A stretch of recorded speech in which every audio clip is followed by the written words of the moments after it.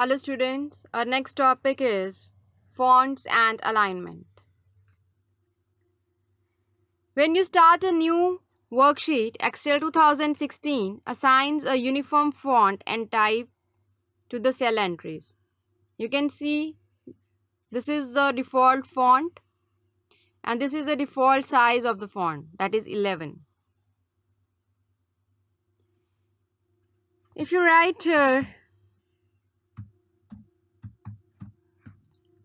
something and you want to change its font, just select your column, go to the font names. Here you can change the font of your text. You can also change the font size of your text. You can change the color from here. You can fill your cell with any color. It is the way how you're going to change the designing of your cell.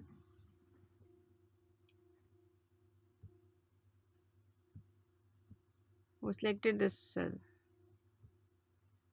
Yes. You have another way to change the setting by right-clicking on your cell. You can have the mini bar here by which you can change your font size, whatever you want to do. You go to italic. This is the way to set the alignment of your text. This is the way. Here you can select the color, the font size. You can decrease the font size from here.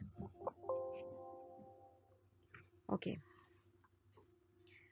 Let's discuss the alignment in your worksheet. You can align left, center, and align right. Here are the ways. In the alignment tab, it is the way to align text to the left. It is to the right. Look. They are the different alignments. It will give the up. It will give you the center. It will give you the downward direction.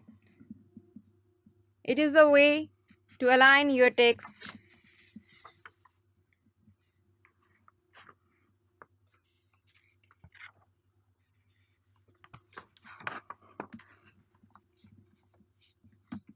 You can also align your text by right-clicking here.